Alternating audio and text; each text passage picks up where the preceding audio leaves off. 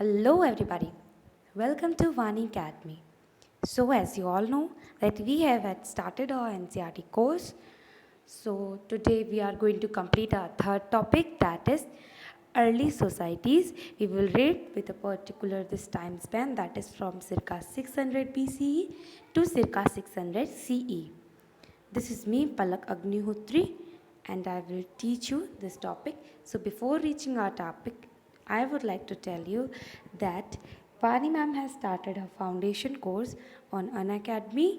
So if you want to take plus subscription, so you must put this referral code, that is Vani Mehra. By putting this referral code, you will get 10% discount on your plus subscription, as well as ma'am will provide her personal mentorship and she will help you throughout your preparation for the UPSC. So now let us come to our topic, that is beyond birth, resource and status. इससे पहले के जितने topic थे मैंने पिछले वाले video में cover करवा दिए हैं, तो अगर आपने नहीं पढ़े हैं या नहीं देखा है तो आप उसको पहले जाके देख लीजिए ताकि आपको आगे के टॉपिक्स जो हैं वो समझ में आएँ.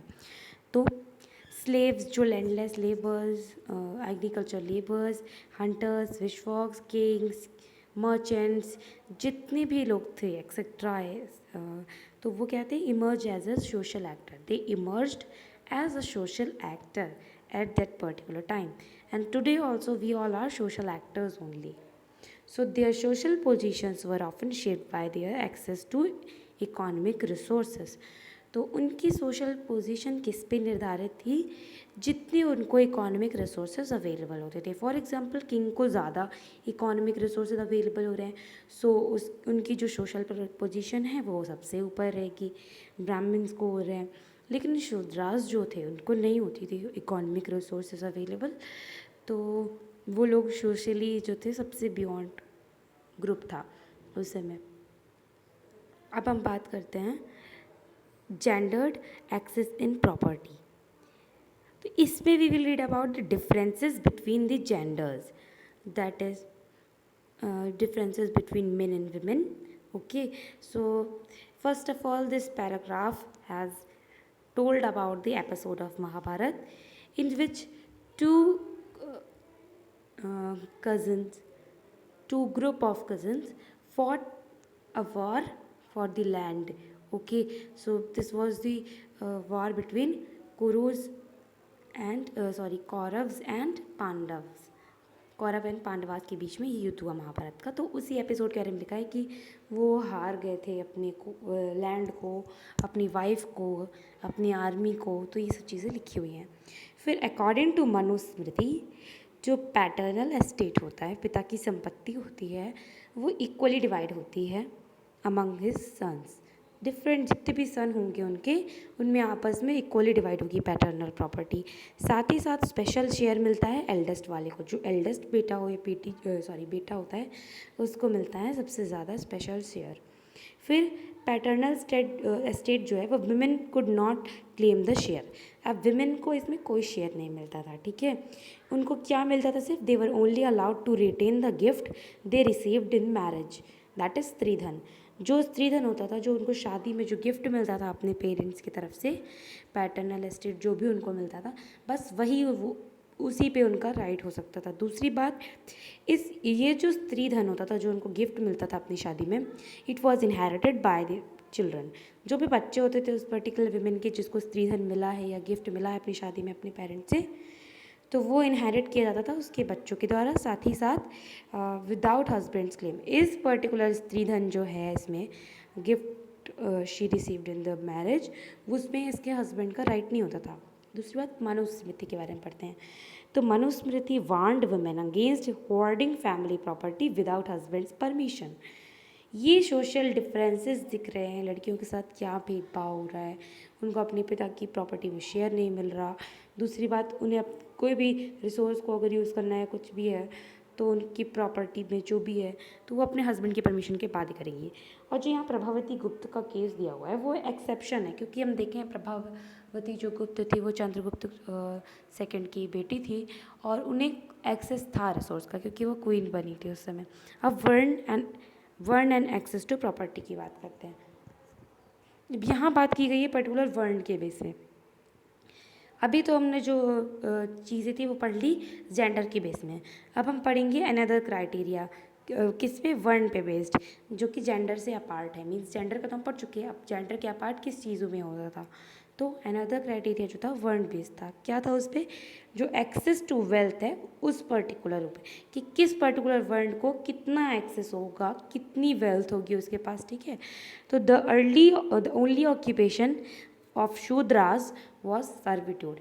मीन्स अपर जो थ्री थे, ब्राह्मण, क्षत्रिय और वैश्य, इनको सर्व करना जो काम था, किसका काम था इनको सर्व करना, शूद्र। तो उनका ओनली ऑक्यूपेशन ये था। इसके कारण इनके पास क्या थे, रिसोर्सेज बहुत ही लिमिटेड थे, क्योंकि इनको एक ही ऑक्यूपेशन था। दूसरी बात, variety of occupation for other वर्ण, अदर थ्री वर्ण, ठीक है। बहुत सारे वैरायटी ऑफ ऑक्यूपेशंस होते थे थ्री वर्ड्स के लिए। हमने पिछले ही पार्ट में देखा इसी चैप्टर के, कि क्या क्या काम होते थे। Get sacrificed performed, sacrifice perform करना, प्रीच करना, पढ़ाना, ठीक है, ये सब चीज़ें। क्षत्रिय का होता था कि आर्मीज, मतलब लोगों की सेफ गार्ड करना। वैश्य का काम होता था कि जो मर्चेंसी करना, मतलब मर्चेंट थे वो लोग, एग्रीकल्चर, पेस्टोरिज्म। तो उनके पास कई सोर्सेज थे वेल्थ एक्वायर करने के लिए, लेकिन शूद्र के पास सिर्फ एक ही था। तो इनके पास बहुत ही लिमिटेड इकोनॉमी थी। तो वेल्दिएस्ट जो थे सबसे ज़्यादा वो थे ब्राह्मण and Kshatriya. So other traditions developed critic for the वर्ण ऑर्डर। कुछ अदर ट्रेडिशन भी थे जिन्होंने क्रिटिक, जो आलोचक थे किसके, वर्ण ऑर्डर के, जैसे कि बुद्धिज़्म, जो नहीं मानते थे ये वर्ण ऑर्डर को। तो Buddhism who recognized that there were differences in the society. उन्होंने क्या रिकॉग्नाइज़ किया, बुद्धिस्ट लोग जो थे उन्होंने, कि बहुत सारे जो डिफरेंसेस है वो सोसाइटी में प्रीवेल कर रहे हैं। तो दे वर नॉट नेचुरल और फ्लेक्सिबल। जो ये डिफरेंसेस है ये ना ही नेचुरल है और ना ही फ्लेक्सिबल है। और दे रिजेक्टेड, जो बुद्धिज़्म थे वो उन्होंने बुद्धिस्ट है, उन्होंने रिजेक्ट किया idea of claim to status on the basis of birth. Birth के बेस पे किसी का स्टेटस होना, उन्होंने उसको नकारा, पूरे पॉइंट को रिजेक्ट कर दिया। अब बात करते हैं एन अल्टरनेटिव सोशल सिनारियो के बारे में, शेयरिंग वेल्थ के बारे में। There were possibilities of the situation where man and women generous were respected, ठीक है। तो दान की बात हो रही है यहाँ पे, शेयर करने की हो रही है, तो उनको रिस्पेक्ट किया जाता था। Well those who were miserly और simply accumulated wealth for themselves were despised. One area where these values were cherished was ancient Tamilakam, जहाँ पे दान पुण्य और ये सब चीज़ें होती थी, उनकी जो वैल्यूज़ थी वो किस में चेरिश की गई, एंशियंट तमिलकम। तमिलकम हम जानते हैं उन राज्यों के बारे में था जो साउथ इंडिया को बिलोंग करते हैं, आंध्र प्रदेश के कुछ पार्ट, केरला, तमिलनाडु के। सो देयर वर सेवरल चीफडम, मतलब सरदारी, अराउंड 2000 ईयर्स अगो। कई सरदारी थी, सरदार हुआ करते थे 2000 साल पहले। Among the other things the chief were patrons of bard and poets. जो चीफ होते थे वो पैट्रन्स होते थे पोइट्स वगैरह के, बोर्ड्स वगैरह के, बार्ड वगैरह के। हु सैंग देयर प्रेस, जो उनकी तारीफ़ किया करते थे। वो पोएट्स जो चीफ्स की तारीफ़ किया करते थे, तो चीफ उनके पैट्रन हुआ करते थे। Poem included in Tamil Sangam anthologies often illuminate social and economic relationship. Poor और रिच के बीच के इकोनॉमिक रिलेशनशिप्स और सोशल रिलेशनशिप्स क्या हैं उसके बारे में तमिल संगम एंथोलॉजीज़ में लिखा हुआ था, पोएम्स थी उनमें उस बारे में। अब बात करते हैं एक्सप्लेनिंग सोशल डिफरेंसेस और सोशल कॉन्ट्रास्ट। जो बुद्धिस्ट होते थे developed an alternative understanding of social inequalities. Buddhist लोगों ने क्या किया, डेवलप की alternative understanding of social inequalities and of the institution required to regulate social conflicts. तो एक मिथ था किस पे, सुत पिटक में। बुद्धिज्म में 2-3 बुक होती हैं, सुत पिटक, विनय पिटक और अभिधम्म पिटक। तो सुत पिटक में क्या दिया हुआ था, originally human being did not have fully evolve bodily form. जो ओरिजिनल ह्यूमन बींग का फॉर्म है फुली इवॉल्व नहीं था बॉडीली फॉर्म में। Nor was the world of plant fully developed, ना ही प्लांट का ना ही ह्यूमन का बॉडीली फॉर्म डेवलप था बहुत पहले ओरिजिनली, ठीक है। All beings lived in an idealistic state of peace. सारे जो लिविंग बींग है ये एक आइडियलिटिक स्टेट में रहते थे, शांति की, पीस की। Taking from nature only what they need for, वही वो यूज़ करते थे जो उन्हें नेचर से मिलता था। यानी कि जो पहले ओरिजिनल फॉर्म था लोगों का वो क्या था कि बहुत ही सिंपल हुआ करता था। वो लोग वही चीज़ें नेचर से लिया करते थे जो उनको ज़रूरी होती थी अपने सर्वाइवल के लिए। आज क्या है, जितना चाहिए उतना ही कम है, मतलब जितना मिल रहा है उतना ही कम है और चाहिए लोगों को। पर पहले ये सब नहीं हुआ करता था। There was a gradual deterioration of this state as human being become increasingly greedy. अब धीरे धीरे मैंने बताया ना, आपकी स्टेट क्या है, जितना मिले उतना ही कम है। तो अब क्या होने लगा, ये डिटोरिएट होने लगी, मतलब ये जो स्टेट थी आइडियलिटिक स्टेट ऑफ पीस, ये डिटोरिएट होने लगी। मतलब कि अब क्या होने लगा, लोग बहुत ज़्यादा ग्रीडी होने लगे, विंडिक्टिव होने लगे और धोखेबाज डिसीटफुल होने लगे। ठीक है, तो इसमें यही चीज़ लिखा है, विंडिक्टिव एंड डिसीटफुल, यही पैराग्राफ मैंने एक्सप्लेन किया था। This led them to wonder, what if we were to select a certain being who should be wrathful when indignation is right, who should censure that which should rightly be censured, and should banish him who deserved to be banished। यहाँ पे बात लिखी हुई है Buddhism में क्या कैसी मान्यताएं हैं, अब इसको पढ़ सकते हैं। अगर कभी बुद्धिज़्म पे क्वेश्चन आता है, यूपीएससी पूछता है, तो आपको ये आंसर में फ़ायदा हो सकता है। अब हैंडलिंग टेक्स्ट के बारे में पढ़ते हैं। टेक्स्ट को हैंडल कैसे किया जाता था, कैसे समझ में आता था। हिस्टोरियंस एंड द महाभारत, बहुत सारी चीज़ें इसमें जो है महाभारत के रेफरेंस में लिखी गई हैं। तो हिस्टोरियंस क्या करते थे, first they consider several elements when they analyse text. Several elements को ध्यान में रख के पहले टेक्स्ट को एनालाइज करते थे। देन वेदर, वो ये देखते थे कि क्या वो प्राकृत में है, पाली और तमिल में है। ये प्राकृत, पाली और तमिल जो थी वो ऑर्डिनरी पीपल यूज़ करते थे ये लैंग्वेजेस, वाइल जो संस्कृत थी इसको एलीट क्लासेस यूज़ करती थी, जैसे प्रीस्ट हो गए और भी बहुत सारे जो ऊपर वाले माने जाते थे उस समय, तो वो सब हो गए। तो ये पहले टेक्स्ट को कंपेयर करते थे लैंग्वेजेस वगैरह, फिर वो अंडरस्टैंड करते थे काइंड्स ऑफ टेक्स्ट, अलग अलग तरह के टेक्स्ट को। फिर they try to find out about the author और authors whose perspective and ideas shape the text। Authors के बारे में पता लगाते थे, as well as the intended audience। Try ascertain the possible date of the composition। अब possible date क्या हो सकती है, जिस हिसाब से इसमें मैटर लिखा हुआ है, टेक्स्ट है, उस हिसाब से वो लोग डेट को शेप करते थे, क्या हो सकती है इसकी date. Only after this they draw the context of the text. इन सब चीज़ों को एनालाइज करने के बाद ही वो लोग किसी भी टेक्स्ट को जो है कॉन्टेक्स्ट को टेक्स्ट के रूप में बनाते थे। अब लैंग्वेज एंड कॉन्टेक्स्ट की बात हुई, तो महाभारत जो है वो संस्कृत में लिखी हुई है। वो ऐसे संस्कृत में महाभारत लिखी हुई है जो कि सिंपल है, कई वेदों और प्रशस्तियों के संस्कृत थे से, मतलब जो वेद हैं, द वेद्स एंड प्रशस्तिज जो हैं, उनमें जो संस्कृत लिखी है उससे इजी संस्कृत यूज़ हुई है महाभारत में। अब historians usually classify the context of the present text under the broad heads, such as story section वाला जो पार्ट होता था वो नैरेटिव में, प्रिस्क्रिप्शन प्री इंस्क्रिप्शन वाला आ जाता था तो वो उसमें क्या होता था, about social norms designated as didactic. This division is by no means watertight।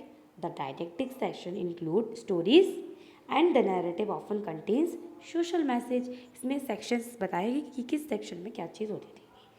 Text is described as an itihasa when early Sanskrit tradition, early Sanskrit tradition में टेक्स्ट को इतिहास भी बोला जाता था। अब ऑथर्स एंड डेट्स की बात करते हैं, ठीक है। हु रोट द टेक्स्ट, किसने लिखा टेक्स्ट, ये ऑथर ने लिखा, ठीक है। तो कैसे पता चला, उसके लिए बहुत सारे क्वेश्चंस होते थे जिनके कई आंसर होते थे। अब आप जिस चीज़ के बारे में नहीं पता आपको, उसके लिए आपके मन में एक क्वेश्चन आता है तो कई जवाब आ सकते हैं। हो सकता है ऐसा होता हो, इवन आई एम टीचिंग, तो मुझे भी कंफर्म नहीं, जैसे कि बुक में कंफर्म नहीं दिया हुआ है तो मैं भी आपको कंफर्म नहीं बता सकती कि हाँ यही चीज़ थी, क्योंकि इवन बुक में भी ये चीज़ नहीं दावे के साथ लिखी, तो कोई दावा नहीं करता था। तो इधर पे सेवरल आंसर्स होते थे कि हो सकता है ये भी होता हो, ये भी होता हो। The original story was probably compose by charioteer. जो ओरिजिनल स्टोरी थी वो हो सकता है चारोटियर से के द्वारा कंपोज की जाती हो, जो जनरली अकम्पनी करते थे किसको, क्षत्रिय को बैटल फील्ड में। जो भी क्षत्रिय राजा जाते थे लड़ने बैटल फील्ड पे, युद्ध भूमि में, वहाँ हो सकता है कि उनको अकम्पनी करते हो ये जो चारोटियर होते थे वो। Composed poem celebrating the victory, वो कंपोज करते थे पोएम जो कि विक्ट्रीज को सेलिब्रेट करने के लिए, राजाओं की जीत को। जो कंपोजिशन होते थे सर्कुलेट होते थे ओरली। बाद में 5th सेंचुरी BC में ब्राह्मण ने इनको क्या किया, लिखा, इनको लिखने लगे। तो दूसरा फेज ये था composition of text between 200 BCE से लेके 200 CE तक। ये ऐसा पीरियड था जब कंपोजिशन होने लगा टेक्स्ट का, जब worship of Vishnu became important और कृष्ण जीवी की इम्पॉर्टेंस बढ़ने लगी, साथ ही साथ 1 मिलियन वर्सेस जो हैं एक इनॉर्मस कंपोजिशन के साथ सेज, ये माना जाता है ये इनॉर्मस कंपोजिशन वो कब हुआ जो किसने किया, सेज व्यास या वेद व्यास, यहाँ पर्टिकुलरली महाभारत की बात की गई है। अब बात करते हैं the search of convergence. The Mahabharata like any other epic contains vivid inscription of battles. ठीक है, दूसरी एपिक्स के जैसे महाभारत में भी बैटल्स के बारे में, फॉरेस्ट के बारे में, पैलेसेस के बारे में और सेटलमेंट के बारे में दिया हुआ है। तो in 1951 and 52 the archaeologist B B Lal excavated and village, उन्होंने एक्सकेवेट किया बीबी लाल ने 1951 और 52 के समय, जिसका नाम था हस्तिनापुर, जो मेरठ में है प्रेजेंट टाइम उत्तर प्रदेश में। तो ये क्या जो हस्तिनापुर है ये वही एपिक वाला है क्या?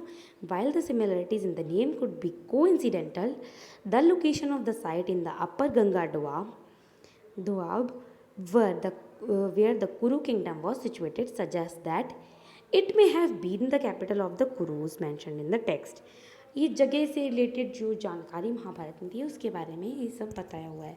तो लाल ने क्या फाइंड किया, evidences of the 5 occupational level of which the second and the third are of interest of us to us. ठीक है, उन्होंने कुछ पाए ऑक्यूपेशनल लेवल जिसमें सेकंड और थर्ड हमारे इंटरेस्ट के हैं। This is what Lal noticed about, BB Lal जो थे उन्होंने क्या नोटिस किया about the houses in the second phase 12th century BC within the limited area excavated. No definite plans of houses were obtained but walls of mud and mud bricks were dully encountered. ठीक है, the discovery of mud plaster with prominent reed marks suggested that some of the houses had reed walls plaster over the with mud. अब इनको जो evidences मिले उनके base पर इन्होंने face पूरा फ्रेम किया। For the third phase 6th century BC, 6th to 3rd century BC, he noted, उन्होंने नोट किया हाउसेस जो थे इस पीरियड के वो mud bricks as well as burnt bricks से यूज़ होते थे। तो soakage jars and bricks drains were used for draining out refuse water, well terracotta rings well may have been used both as well and drainage pit. अब was the description of the city in the epic added after the main narrative had been composed? When after the 6th century BC urban center flourished in this region, or was it a flight of poetic fancy? अब यहाँ सच और जो myth है उसके बीच की border line के ध्यान में रखते हुए क्वेश्चंस किए गए हैं कि क्या जो ये एपिक है, जो डिस्क्रिप्शन है सिटी का, तो ये ऐड किया गया है एपिक के डिस्क्रिप्शन में नैरेटिव फॉर्म में कंपोज करने के लिए, added after the main narrative had been compose. क्या ये तब ऐड किया गया डिस्क्रिप्शन जब ये जो नैरेटिव एपिक है इसको कंपोज कर दिया गया उसके बाद, या फिर when urban center flourished in this region, जब अर्बन सेंटर फ्लरिश हो गए इस रीजन में, या सिर्फ एक ये फ्लाइट है पोइट्री फैंसी की, पोइटिक फैंसी की, which can not be always verified by comparisons with other kind of evidences. Consider another instance, one of the most challenging episode in Mahabharata is Draupadi's marriage with Pandava. ठीक है, अब यहाँ पे सबसे challenging episode ये बताया गया है द्रौपदी की जो 5 पांडव से मैरिज हुई थी उसके बारे में। An instance of polyandry. अब देखो पॉलीएंड्री के बारे में हमने पढ़ा था पिछले पार्ट पे कि पॉलीएंड्री क्या होती है, वो जिनके बहुत सारे हस्बैंड होते हैं। तो यहाँ पे एक इंसिडेंस दिया पॉलीएंड्री का, क्योंकि द्रौपदी के 5 हस्बैंड थे तो उनके सेवरल हस्बैंड्स हो गए ना, तो ये पॉलीएंड्री का प्रोसेस हो गया। This is central to the narrative. If we examine the section of the epic that describes this event, it is evident that the author attempted to explain it in the variety of ways. अगर ये मैं epic के उससे देखें तो हमें लगेगा कि ऑथर ने पॉलीएंड्री को समझाने के लिए कई तरीके यूज़ किए हैं। ठीक है, प्रेजेंट डे, अब यहाँ की present day historians suggested that the fact that the author describes a polyandrous union indicates that polyandry may have been prevalent. हाँ, वही जो मैंने बताया कि हो सकता है पोएट या ऑथर जो भी है उन्होंने दिखाने के लिए कि पॉलीएंड्री प्रिवलेंट करती थी उस समय, तो उन्होंने ये सब चीज़ें बताई हों स्टोरी के माध्यम से। एट द सेम टाइम उसी समय पे the fact that so many different explanations are offered for the episode suggest that polyandry gradually fell into disfavour amongst the Brahmins who reworked and developed the text through the centuries.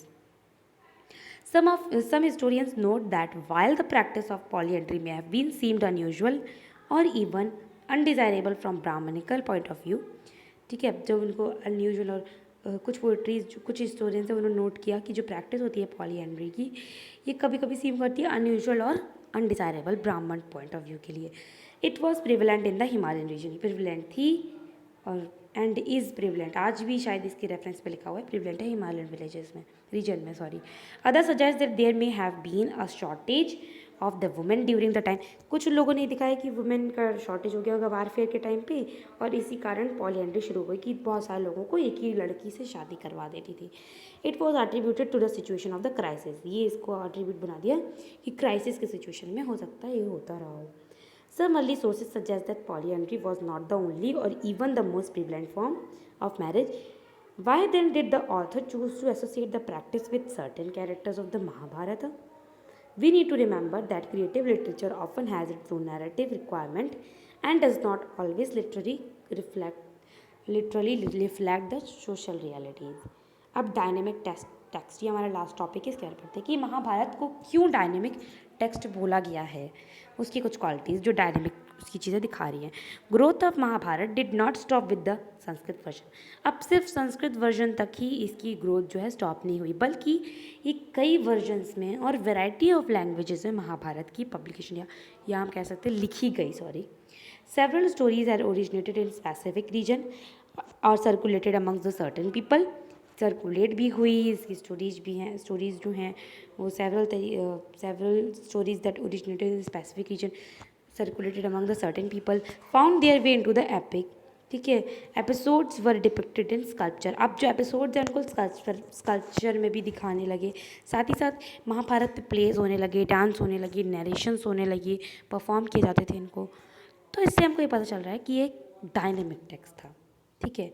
तो इसी के साथ हम ये chapter ख़त्म करते हैं। जिन्होंने पहला पार्ट ये देखा वो प्लीज़ देख लीजिए, और ये मैंने हैंड रिटन नोट्स इसलिए बनाए थे क्योंकि बुक में कई चीज़ें ऐसी रहती हैं जो ज़रूरी नहीं होती, उन पर हमें अपना टाइम वेस्ट नहीं करना है क्योंकि हमारा टाइम बहुत प्रीशियस है।